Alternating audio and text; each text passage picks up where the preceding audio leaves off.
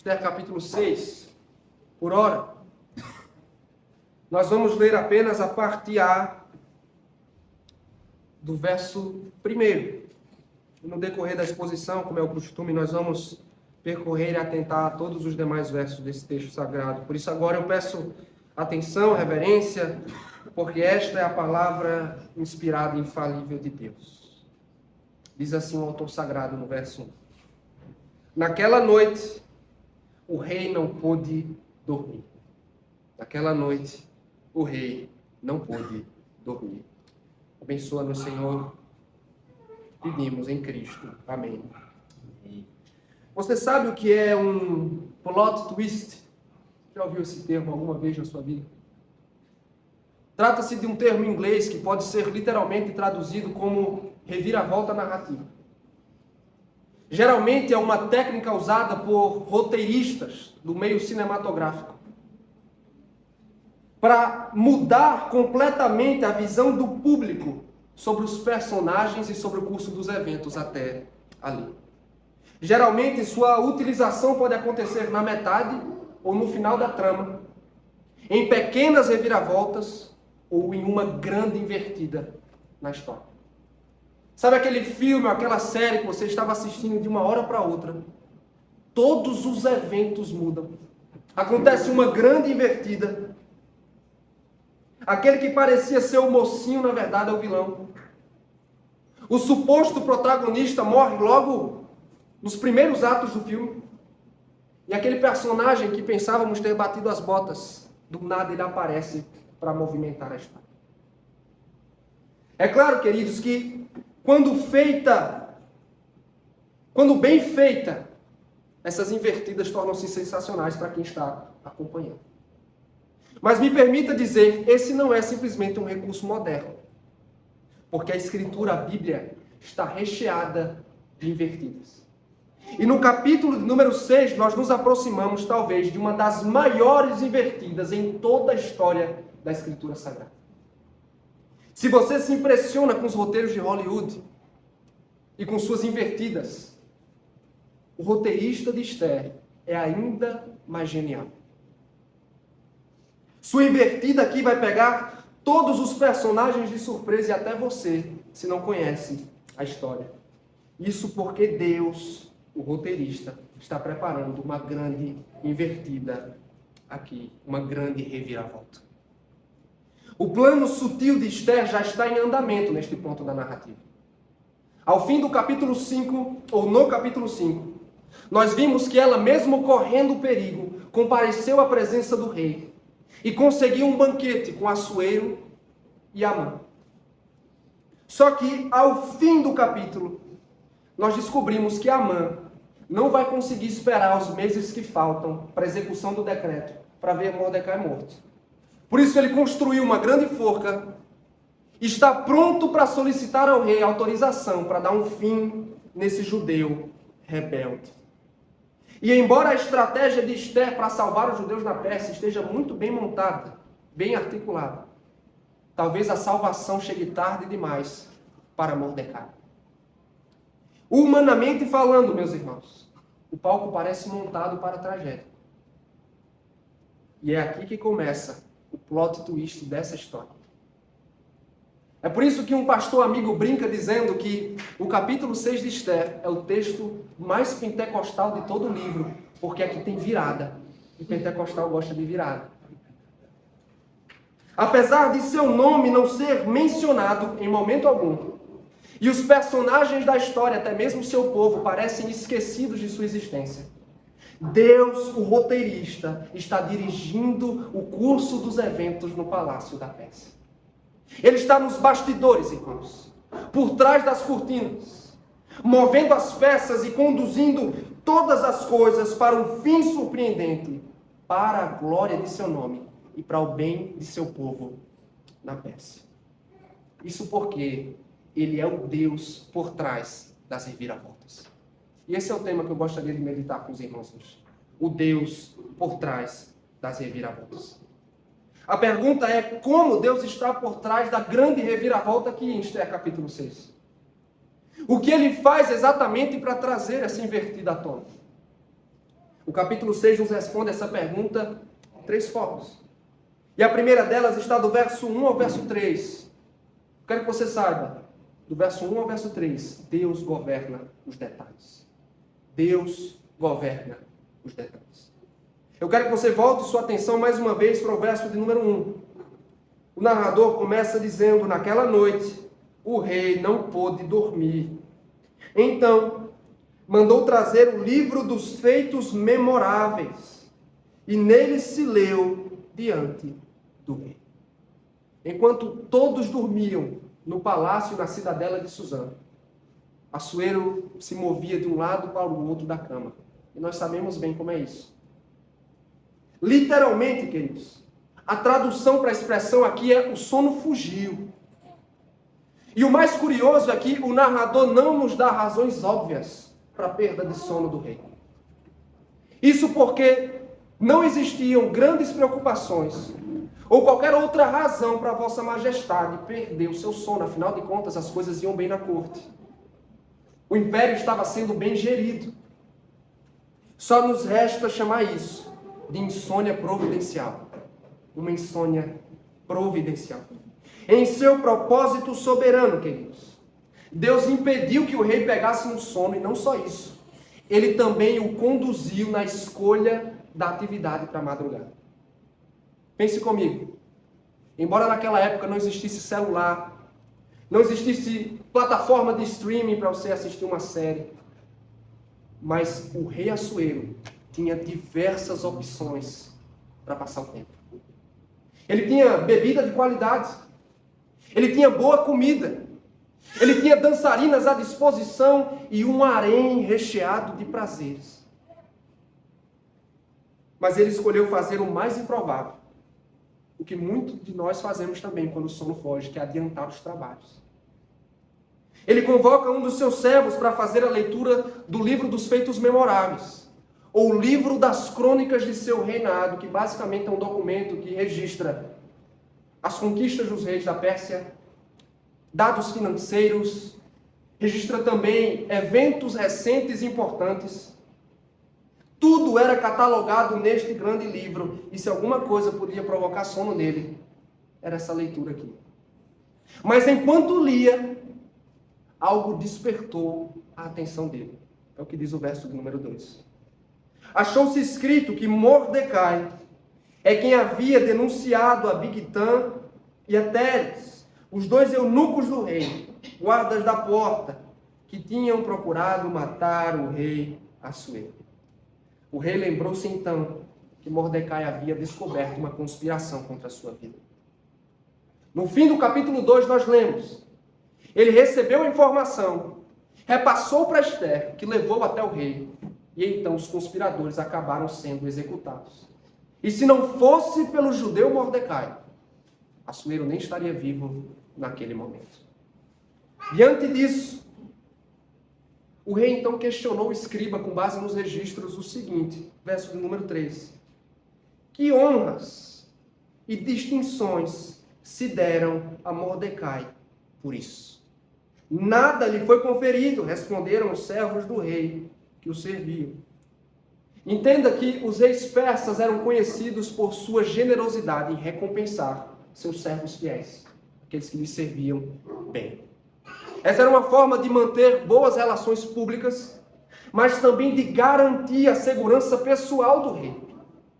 Só que, se nem Mordecai, que salvara a vida do imperador, foi recompensado devidamente, qual a vantagem de salvá-lo se um próximo perigo surgir? Esse é o pensamento que ronda a mente de Assuero. Mas eu quero que você perceba como, do nada, Assuero ou Mordecai consegue a atenção do rei Assuero. Pelo que sabemos, Amã tem planos para acabar com ele e rápido. Contudo, irmãos, embora o rei o tenha esquecido, Deus jamais esquece os seus. E na sua providência soberana, através de uma noite sem sono, de uma insônia e da leitura de um livro chato, Deus está prestes a mudar a sorte de Mordecai e de todos os judeus na Pérsia. Para nossa alegria e conforto na fé, meus irmãos, Deus continua agindo da mesma forma no nosso mundo, como agiu naquele tempo na Pérsia. Por isso, eis uma lição que nós podemos extrair nesses versos iniciais. Deus está por trás dos detalhes da nossa vida. Deus está por trás dos detalhes da nossa vida. É notável como um acontecimento aparentemente insignificante é o instrumento usado por Deus para a reviravolta tomar forma aqui. Tudo isso, meus queridos, por causa de uma noite sem sono. Esté está totalmente ausente das ações do capítulo. E Mordecai é passivo. Ele não tem ideia dos planos de Amã contra ele. E enquanto todos dormem, Esther, Mordecai, os judeus na Pérsia, Deus está sempre acordado. E dessa vez ele mantém Assuero acordado com ele, para mudar a sorte de seu povo. Com isso, ouça bem essa verdade. Aprendemos que no mundo de Deus não existem coincidências, mas sim providência divina. Infelizmente, queridos, nem sempre é assim como enxergamos as coisas. Nós temos uma tendência para o desespero e para a incredulidade. Nós ignoramos totalmente, por vezes, a presença e o agir soberano de Deus em momentos críticos de nossa vida. Por isso, quando a enfermidade se abate sobre nós, o sofrimento bate à porta, todas as formas de adversidade, adversários ou grandes desafios se levantam, o que acontece? Nós somos tentados a nos esquecer do envolvimento pessoal de Deus na nossa história. Nós somos cristãos, de fato. Mas por vezes temos a impressão que Deus parece distante, desconectado conosco. E a pergunta a ser feita é: como nós combatemos esse engano do coração?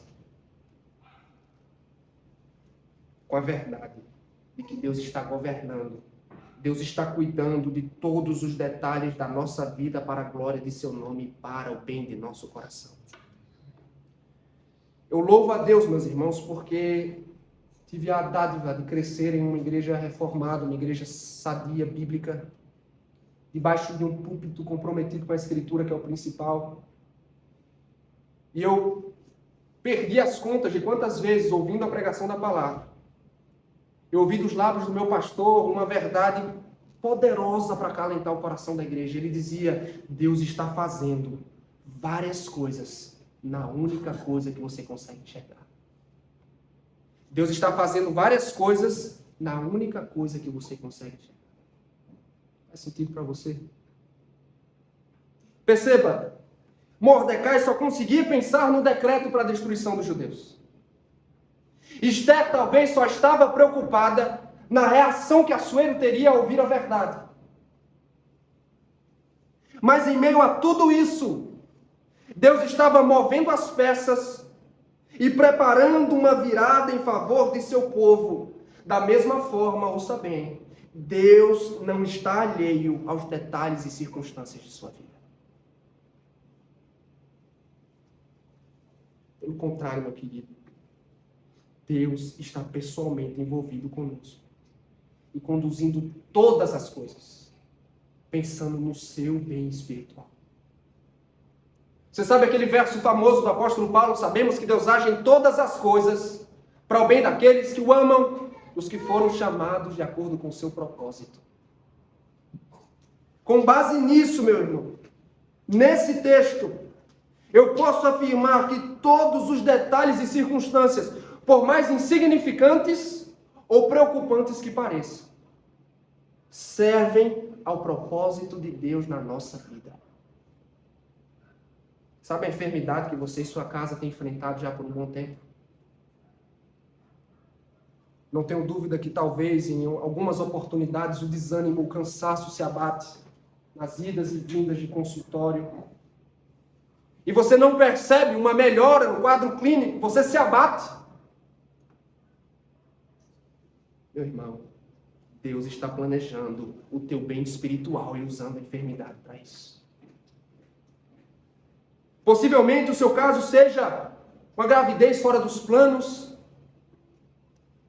Mas, meus queridos, no mundo de Deus não existem acidentes.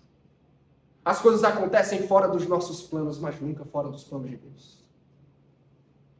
Deus zela pelos detalhes e com as responsabilidades da paternidade, Ele nos dá também a graça para sermos fiéis na nossa missão. Talvez sua situação seja outra. As dificuldades no trabalho crescem. A luta contra o pecado se torna mais e mais intensa. E você tem se questionado, será que Deus tem me abandonado? Será que Deus tem me deixado para lutar sozinho, meu querido?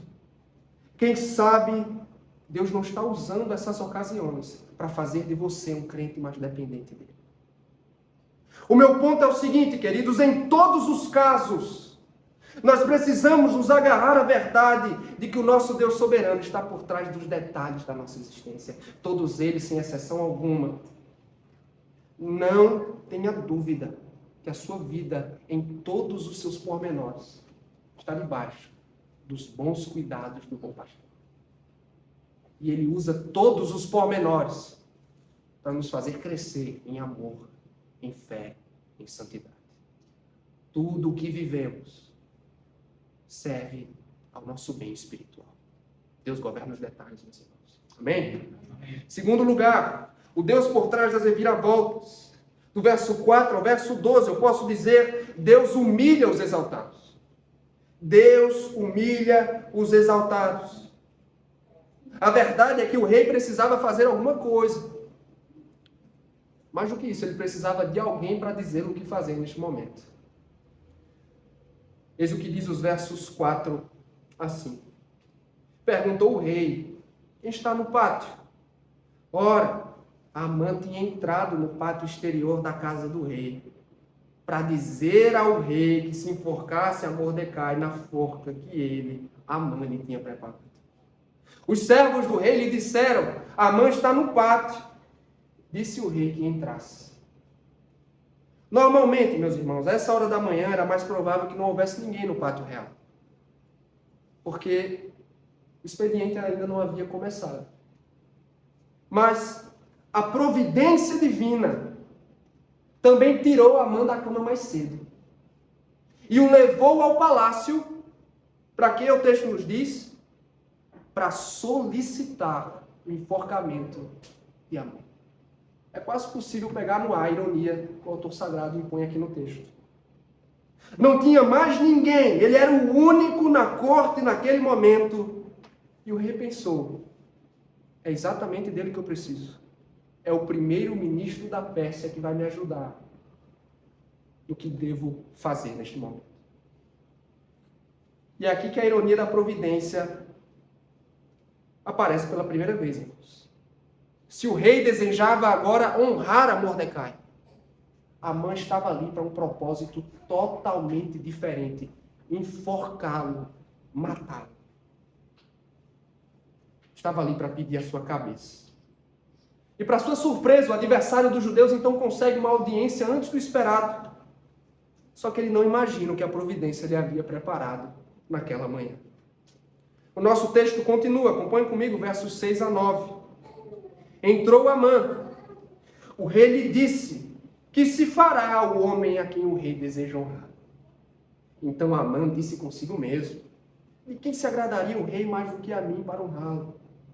E respondeu ao rei, quanto ao homem a quem agrada o rei honrá-lo, tragam-se as vestes reais que o rei costuma usar, e o cavalo em quem o rei costuma andar montado, e tenha na cabeça a coroa real. Entreguem-se as vestes e o cavalo às mãos dos mais nobres príncipes do rei, e vistam delas aquele a quem o rei deseja honrar.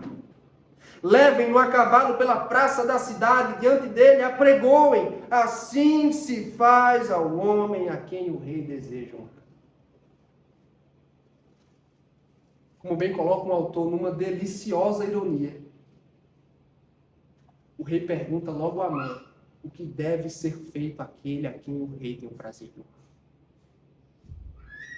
Eu quero chamar a sua atenção para alguns detalhes importantes aqui. A começar pelo fato de que o rei omitiu a informação mais importante. quem seria honrado por ele? Isso logo na frente de alguém faminto por honra como Amã. Você ouviu a exposição da semana passada, você vai se lembrar.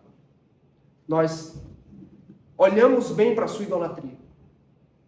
Mas aqui, numa outra oportunidade, o autor sagrado lança luz sobre como funciona a cabeça de um idólatra. De quem o rei desejaria honrar? Quem o rei desejaria honrar, senão a mim? É assim que a cabeça de um idólatra funciona. É isso que a idolatria faz, irmãos. Ela distorce a visão de si mesmo e da realidade. Porque na cabeça dele não havia ninguém tão digno de honra além dele. Além disso, note também a falta de sutileza dele. Ao contrário de Esther, que foi extremamente cautelosa, cuidadosa na sua aproximação. Cortês, Amã esqueceu-se completamente das frases de cortesia. Se parecer bem ao rei. Ele vai simplesmente cuspindo palavras, uma sobre a outra, aparentemente saboreando cada uma delas, mas sem ter a certeza de que ele é a pessoa a quem o rei iria honrar. Ele não foi nada cauteloso. E por fim, convenhamos que não há nenhuma surpresa em seu pedido, uma vez que nós reconhecemos a sua idolatria pelo reconhecimento público. Em suma, meus irmãos, o que ele desejava? Ser aclamado pelas multidões como rei. Ele não tinha desejo por poder e riqueza, porque já tinha muito disso. Seu interesse era ser tratado e aclamado pelas multidões como um rei o é. Sua única ambição era ser tratado como rei. Esse era o seu grande sonho. E é aqui que entra o plot twist. É aqui que entra a reviravolta da nossa história. Versos 10 e 11. Então, disse o rei a Amã: apressa-te, toma as vestes e o cavalo, como disseste, e faze assim para com o judeu Mordecai, que está sentado à porta do rei, e não omitas coisa nenhuma de tudo quanto disseste. Amã tomou as vestes e o cavalo, vestiu a Mordecai, e o levou a cavalo pela praça da cidade, e apregoou diante dele. Assim se faz ao homem a quem o rei deseja honrar. O que aconteceu? A realidade lhe deu um banho de água fria. Imagine a cara de Amã quando ele descobriu que as honras tão cobiçadas por ele deveriam ser dadas a seu arquirrival, o judeu Mordecai. Que virada, meus irmãos! O roteirista dessa história é um gênio. E depois, o que foi que aconteceu? Verso 12. Depois disto, Mordecai voltou para a porta do rei. Porém, Amã se retirou correndo para casa, angustiado e de cabeça coberta. Embora fosse muito bom ser honrado, Mordecai parece não ter sido tão afetado pelos acontecimentos daquele dia. Afinal de contas, o decreto para a destruição dos judeus continuava em vigor. No entanto, Amã estava completamente arrasado, humilhado. Você se lembra, capítulo 3, seu cisma com Mordecai começou, porque o judeu se recusava a honrá-lo e a curvar-se diante dele. E ao início do dia, seu plano era executá-lo em sua forca, mas a providência tinha outros planos. Amã acaba honrando Mordecai como se faz a um rei. Que reviravolta, meus irmãos. Sabe o que Deus está fazendo aqui? Ele está derrubando o altivo do salto. Já estava na hora de alguém colocar Amã em seu lugar. O que nós aprendemos com essa parte da história? Eu posso sugerir a seguinte lição. Primeira lição do nosso texto. Não exagere na sua visão de si mesmo. Seja humilde. Não exagere na sua visão de si mesmo, seja humilde. Escrevendo aos Romanos, no capítulo 12, verso 3, o apóstolo Paulo ofereceu sabedoria sobre o assunto quando ele disse o seguinte: ninguém tenha de si mesmo um conceito mais elevado do que deve ter. Mas, pelo contrário, tenha um conceito equilibrado, de acordo com a medida da fé que Deus lhe concedeu. Não era exatamente esse o problema de Amã. A falta de um conceito mais equilibrado de si mesmo. Esse nada mais é do que um efeito da idolatria. A idolatria acaba criando uma visão distorcida de si mesmo, das outras pessoas e da realidade como um todo. Para ele não havia ninguém tão especial, tão respeitável, tão digno das honrarias do rei além dele. Sua obsessão por honra e prestígio o cegaram completamente, o fizeram crer que ele era de fato o centro do universo, ou pensando na nossa história, o centro da peça. Mas antes de você ser apressado em julgá-lo, eu pergunto, não é o que acontece conosco também, queridos? Por vezes nós também somos tentados a criar um conceito exagerado de nós mesmos, com base no que somos ou possuímos. Se temos dons que recebemos de Deus para o seu serviço e para a sua glória, nós tiramos proveito disso para nos engrandecer. Nossa autoridade e posição em casa nos trata ou nos tenta tratar nossa família e os seus pecados com tirania e rigor, ao invés de com misericórdia e perdão, porque nos sentimos superiores. Existem também alguns que, em face dos bens que possuem, carro, dinheiro na conta bancária, uma boa casa, as experiências que o dinheiro pode comprar, essas pessoas acabam sentindo-se superiores às outras. Há também um perigo de, diante de uma posição privilegiada na igreja, como um pastor, um presbítero, ou no serviço a Deus no mundo, como um político, um magistrado, um funcionário público, empresário, professor, seja o que for. O que acontece? Nós olhamos para as pessoas de cima para baixo, com desdém. Há também um outro perigo. Às vezes é o conhecimento teológico, que é fruto de muito estudo, mas quando desacompanhado de oração, nos faz sentir que pertencemos a uma casta superior dentro do reino de Deus. Qual é o perigo, queridos, de insistirmos em uma visão distorcida de nós mesmos e do mundo? É acabarmos como Amã, iludidos, centrados em nós mesmos. Pessoas assim não querem servir, mas apenas serem servidas. Nós não nos importamos com os outros, mas pisamos neles para conquistar o que queremos. Eu quero alertá-lo na noite de hoje. Eu peço a sua atenção, saiba, meu irmão, que insistir no caminho da exaltação própria pode arruinar seu casamento, pode acabar com a paz no seu lar, pode criar conflitos dentro da igreja de Cristo e fora dela. E aí nós precisamos nos perguntar como nos protegemos da visão distorcida e exaltada de nós mesmos. E a resposta é sempre a mesma. Nós a combatemos com o Evangelho de Jesus Cristo. Como o Evangelho pode nos ajudar a vencer a altivez, a autoexaltação? É simples, queridos, porque o Evangelho diz: tudo o que você é e possui é fruto da graça de Deus.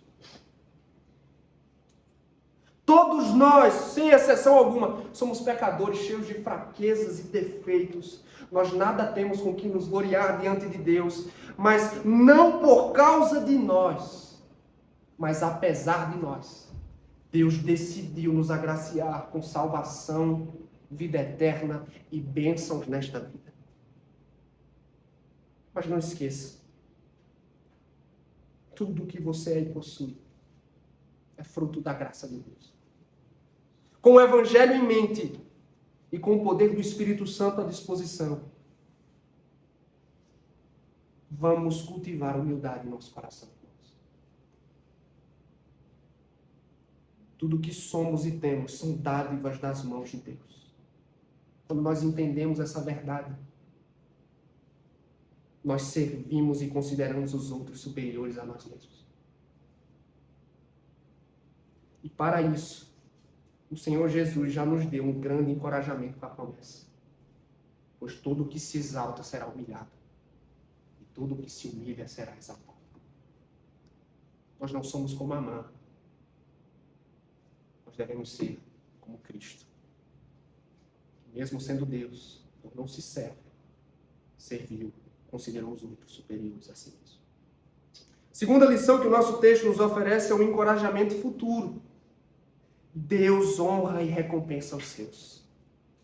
Deus honra e recompensa os seus, mas não é como a teologia da prosperidade ensina. Com abundância de bens, com rios de dinheiro nessa vida, com ausência de tribulação e adversidade, não.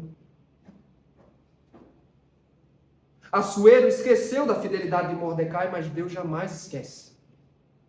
No tempo devido, ele foi recompensado pelo rei. No entanto, pelo Evangelho, ou no Evangelho, o Rei Jesus promete coisas maiores e melhores para os seus servos. Ele nos promete que naquele dia ouviremos de seus lábios as seguintes palavras: vinde, benditos de meu Pai. Entrai na posse do reino que vos está preparado desde antes da fundação do mundo. Escrevendo aos Efésios, o apóstolo Paulo nos diz uma coisa gloriosa. Nós, se cremos em Jesus Cristo, já estamos assentados nos lugares celestiais com Ele. Não no futuro, mas pela fé já estamos. E para completar, você sabe como este livro termina? Você sabe como este livro termina? Falando sobre o estado eterno, João declarou o seguinte. Apocalipse capítulo 22, versos 3 e 5, já ao fim. Ele disse: então já não haverá noite. Nem precisam eles de luz de candeia, nem da luz do sol, porque o Senhor Deus brilhará sobre eles. Olha o final. E reinarão pelos séculos dos séculos. Nós não precisamos ser reis e rainhas nesta terra, como Amã tanto desejou. Sabe por quê, meu querido? Porque nós reinaremos com Cristo para sempre. Não precisamos viver para buscar as glórias e honras deste mundo, porque o que nos é prometido em Cristo é maior e melhor do que todos os tesouros e honrarias que esta vida pode nos proporcionar. Por que nos contentar em nos vestir como reis, em andar no cavalo real, em ser saudado pelas multidões, como uma recompensa pela nossa fidelidade a esse mundo? Quando o Evangelho promete recompensar os seus fiéis com a glória eterna. Não busque as glórias deste mundo, meu querido, como Amã. Volte os seus olhos para a promessa futura e para a honra que os servos de Deus receberão com ele. Amém? Amém. Estamos meditando no tema o Deus por trás das reviravoltas. Vimos em primeiro lugar, Deus governa nos detalhes. Em segundo, Deus humilha os exaltados. Por fim, versos 12 a 14, eu posso afirmar que Deus triunfa sobre os seus adversários. Deus triunfa sobre os seus adversários. Diz assim o verso número 12.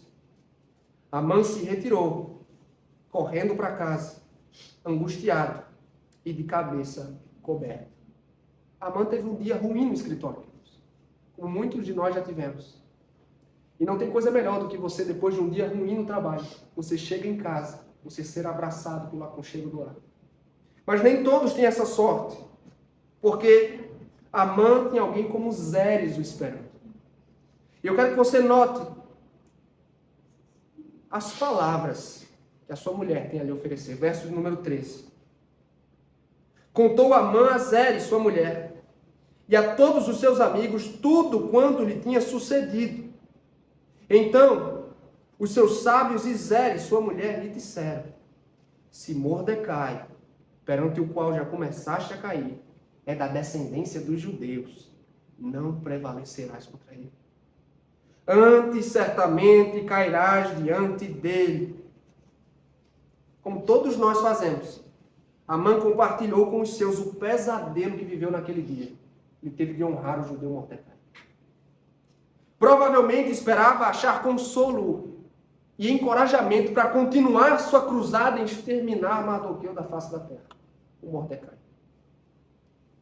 Mas repentinamente, sua esposa e seus amigos que lhes deram péssimos conselhos no texto passado, você se lembra? Uma hora para outra, eles são tomados por alguma sabedoria teológica. Tornam-se portadores de sabedoria teológica. E eles preveem a ruína de Amã. Com base em quê, meus irmãos? Com base na nacionalidade de Mordecai. Se ele pertence à semente dos judeus, à descendência, você está arruinado. Este é o detalhe mais importante de todo o texto. Nós não podemos perdê-lo de vista. E dele nós podemos extrair muitas implicações preciosíssimas para a nossa interpretação. E lembre-se, Amã era um agagita, um descendente dos antigos amalequitas, um povo inimigo, um inimigo antigo do povo de Israel. E muito provavelmente eles sabiam algo da história de seu próprio povo. Das lutas que tiveram com Israel, e eu arrisco dizer que conheciam também um pouco sobre como Deus vinha preservando a descendência dos judeus, segundo as suas promessas, mesmo com guerras. Apesar do pecado do seu povo, mesmo com o exílio, Deus continuava preservando. E a conclusão deles é: se Mordecai pertence à semente dos judeus, e o Deus deste povo já havia lhe dado livramento e vitória sobre adversários maiores e mais poderosos do que Amã, você não tem chance alguma. Você vai perder essa queda de braço. Sua queda já está decretada. E o engraçado é que Zeres parece mais confiante no resultado final do conflito do que Esté e Mordecai. Ela está mais segura do que ocorrerá do que os próprios crentes no texto. E como é que o nosso texto acaba? Verso 14. Falavam estes ainda com ele, quando chegaram os eunucos do rei, e apressadamente levaram Amã ao banquete que Esté preparou. É uma pena, pois o conselho chegou tarde demais. Amã não teve tempo para parar, para pensar, considerar, repensar suas ações. Mas perceba como a mão invisível de Deus está mudando o curso da história aqui. O interessante é que nem mesmo os aliados de Amã são estúpidos ao ponto de descrever os acontecimentos daquele dia como uma coincidência. Eles sabem que tudo aquilo era obra do Deus dos judeus. Eles sabiam que não se pode mexer com o povo de Deus e sair impune. E com isso, nós podemos tomar a seguinte verdade como encorajamento ao nosso coração: Deus preserva o seu povo de todos os seus inimigos. Deus preserva o seu povo de todos os seus inimigos. E até Zeres e os amigos impiedosos de Amã entenderam isso.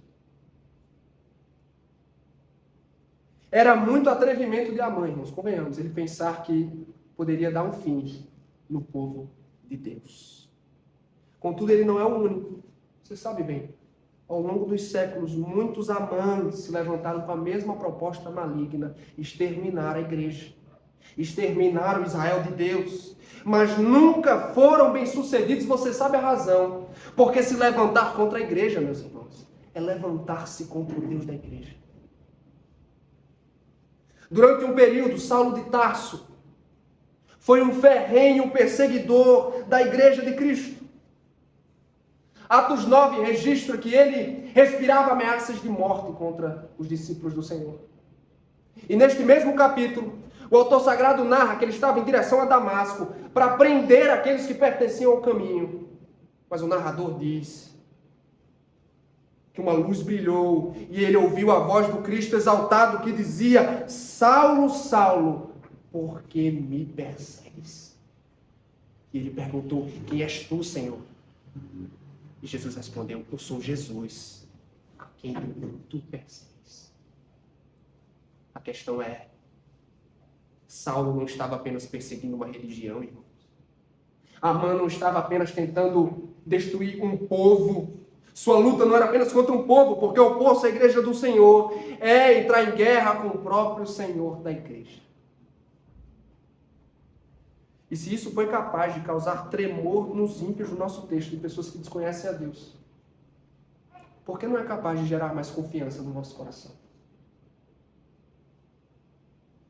Você acha mesmo que os adversários que se levantam contra nós podem frustrar o plano de Deus? Sabe por que Amã e ninguém mais é capaz de triunfar sobre este povo? Você sabe por que nenhum adversário é poderoso o suficiente, astuto o suficiente para exterminar a igreja? Porque este é o povo por quem o Senhor Jesus verteu seu sangue na cruz do Calvário. Porque este é o povo a quem Deus escolheu e separou desde antes da fundação do mundo para pertencer. Porque este é o povo que foi selado com o Espírito Santo para o dia da redenção final. Porque este é o povo que pertence a Deus. Levantar-se contra esse povo é levantar-se e guerrear contra o próprio Deus. Nada nem ninguém, meus irmãos, pode exterminar esse povo. Os poderosos podem se levantar e conspirar contra nós. Os magnatas do mundo podem pressionar, perseguir e até ferir momentaneamente a igreja. Mas apesar das pressões e da ferrenha oposição que nós percebemos no mundo, a igreja cresce. O evangelho se espalha. Os eleitos são alcançados nos locais mais improváveis do mundo. Por quê, meus irmãos? Porque Cristo prometeu que nem o inferno prevaleceria contra a igreja. As portas do inferno não prevaleceriam contra ela. Nós estamos aqui, amedrontados com toda suposta ameaça que aparece. Se isso não nos der esperança, meu irmão, se isso não der esperança ao nosso coração, eu não sei o que pode nos dar esperança. Nós estamos no meio de um conflito e eu não ignoro isso. A semente da mulher está em conflito mortal com a semente da serpente. Mas a verdade é, o resultado do conflito já foi decretado. Nós estamos em meio a uma guerra que já foi ganha. O resultado já foi definido. Cristo vencerá e nós venceremos com Ele. Até aquele dia, nós vamos enfrentar desafios. Nós vamos lutar contra a oposição, mas nós vamos fazê-lo com fé e otimismo. Com fé. Não se renda a um pessimismo incrédulo. Não se renda a um pessimismo que desconhece as promessas de Deus, que desconhece a verdade do Evangelho. Não se desespere diante do aparente triunfo do mal. Nós vemos todos os dias nas mídias, nós percebemos e constatamos na nossa própria experiência. Porque nunca haverá um inimigo capaz de triunfar sobre a igreja de Cristo. Porque o Senhor zela por nós. Porque levantar-se contra o povo de Deus é encarar o próprio Deus. Como os teólogos costumam dizer, a igreja de Cristo ela é triunfante. Ela é sofredora, mas ela é triunfante. Para concluir, meus irmãos, não custa lembrar que há muito tempo atrás na Escritura, muito antes de Zeres e os amigos de Amã entenderem um mínimo sobre o assunto, a queda dos adversários do povo de Deus já foi definida. Após amaldiçoar a serpente em Gênesis 3,15, nós encontramos as palavras de esperança da parte de Deus: o descendente da mulher pisará a cabeça da serpente para si. Desde o início, como disse, o resultado do conflito já estava decretado. Tempos depois, a Abraão, Deus prometeu abençoar os que o abençoarem e amaldiçoar os que o amaldiçoarem. E guerrear contra aqueles que se opõem a ele. Foi exatamente o que aconteceu com os amalequitas no passado, o povo a quem Amã pertence. E com todos os outros que tentaram ameaçar o cumprimento da promessa de Deus a Abraão. No entanto, quero lembrá-lo de uma coisa que passa despercebida. Nós também já estivemos debaixo da maldição de Deus um dia. Afinal de contas, nós éramos rebeldes, inimigos de Deus e de seu povo. Vivíamos em pecado e em completa oposição à lei de Deus e não queríamos nos converter de nossos maus caminhos. Não tínhamos o menor interesse. Até que um dia a esperança veio até nós em Cristo Jesus. Amã não conseguiu frustrar o plano de Deus de trazer da descendência de Abraão o Salvador do mundo. E é nele, irmãos, em Cristo, segundo diz o apóstolo Paulo aos Gálatas, é em Cristo que a promessa de Abraão é cumprida. E todas as suas bênçãos tornam-se acessíveis aos gentios como nós, que não pertencem naturalmente ao povo judeu. Mas eu não quero que você se engane pensando que isso foi conquistado sem custo algum. Sabe o que teve de acontecer para você receber a bênção de Abraão? O único a quem Deus tem prazer de honrar, que é o seu filho amado, teve de ser amaldiçoado por ele. Seu filho amado teve de sofrer a desonra, mesmo sendo o único digno de honra neste mundo. E diferente de Mordecai, que vestiu-se com roupas reais, Jesus Cristo percorreu o caminho até a cruz desnudado, sendo publicamente humilhado. Mordecai assentou-se no cavalo do rei, mas Jesus Cristo precisou andar curvado até o Calvário, porque uma cruz pesada pesava sobre seus ombros. Ele não usou uma coroa real brilhante, reluzente, com pedras preciosas. Sua face foi perfurada por uma coroa de espinhos. E embora merecesse ser aclamado publicamente pelas multidões, como Rei dos Reis e Senhor dos Senhores, o que aconteceu? Ele foi blasfemado e zombado, mesmo sendo filho de Deus.